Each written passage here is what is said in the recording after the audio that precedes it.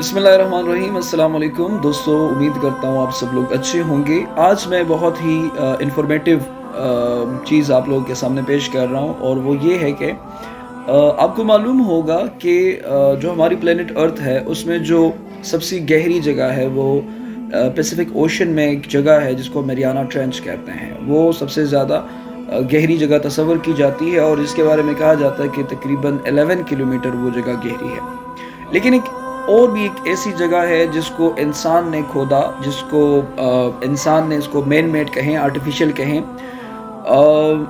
Russia में एक जगह है साइबेरिया। साइबेरिया के अंदर साइंटिस्ट की एक टीम ने क्रस्ट को मालूम करने के लिए कि ज़मीन की जो ये क्रस्ट है, ज़मीन का जो ये खोल है, जिसके नीचे फिर आपको ये मालूम होगा कि उसके नीचे तकरीबन 40 किलोमीटर जाने के बाद फिर मैग्मा है, फिर लावा है।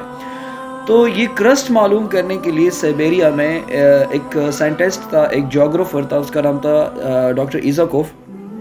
डॉक्टर इज़ाकोव और उसकी टीम ने खुदाई शुरू की जदीद मशीनों के ज़रिए, ताकि ज़मीन के क्रस्ट को मालूम किया जाए।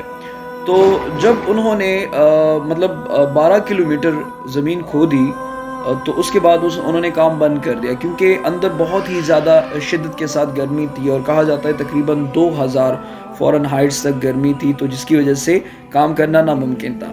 बहरहाल ये 12 किलोमीटर की जो उन्होंने खुदाई की, तो उसके बाद उसके अंदरूनी कैफियत को समझने के लिए उन्होंने एक माइक्रोफोन अंदर डाला, ताकि सुना जा सके या देखा जा सके, सुना जा सके कि अंदर क्या किस किस्म की चीज़ें जो है वो कोई मूवमेंट्स या कोई आवाज़ें या इस तरह की दीगर चीज़ें अगर वो मुशाहिदा कर सकते हैं, अगर वो उनके नॉलेज में आ सकता है।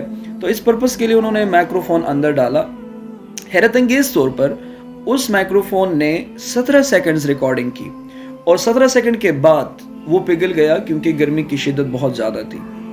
आवाज़ों को सुना गया तो आवाज़ें हैरत अंगेज़ तौर पर इंसानों की चीखों की आवाज़ें थी। इस तजुर्बे के बाद और इस मुशाहिदे के बाद डॉक्टर इज़ाकोव ने ये कहा, और उसने स्टेटमेंट जारी किया कि इससे पहले अक़ीदतन में एक ऐसा शख्स था जो कि जन्नत को और जहन्नम को नहीं मानता था, लेकिन इस वाक़े के बाद मैं और मेरी टीम बहैसियत एक साइंटिस्ट के, मैं और मेरी टीम इस बात पर समझने और जानने और मानने पर मजबूर हैं कि जहन्नुम वाक़ है, और एक ज़ात ऐसी मौजूद है जो कि इंसानों को उनके गुनाहों के बदले अज़ाब देने पर कादिर है। और यही चीज़ें मैंने जो सुनी, और जो यूट्यूब पर मौजूद है, जो दीगर वीडियोज़ में आप सुन सकते हैं, देख सकते हैं, उनको डॉक्टर इज़ाकोव कहते हैं कि उनको सुनने के बाद मुझे कोई भी तरद्दुद नहीं है कि क़यामत या जहन्नुम नहीं है, और एक ज़ात ऐसी है जो इनको सज़ा देने पर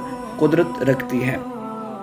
दोस्तों, ये वाक़या मुख्तसरन एक छोटा सा वाक़या होगा, और ये कोई फेक कहानी नहीं है, क्योंकि बिलाखिर इस न्यूज़ को फ़िनलैंड के एक न्यूज़पेपर ने शाया किया, और रशियन गवर्नमेंट ने या उनके जो साइंटिस्ट, जो इंस्टीट्यूशन थी, उन्होंने कोई भी तरदीद नहीं की। इसका मतलब ये है कि ये वाक़या जो है ये महज़ एक वाक़या नहीं है, बल्कि एक फ़ेक वाक़या नहीं है, बल्कि एक रियल वाक़या है।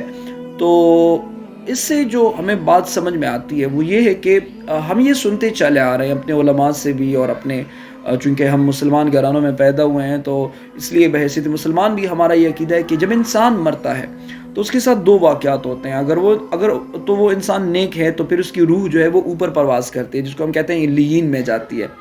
लेकिन अगर वो शख्स गुनहगार हो, एक शख्स काफिर हो, तो फिर उसकी रूह जो है वो ज़मीन के नीचे जाती है।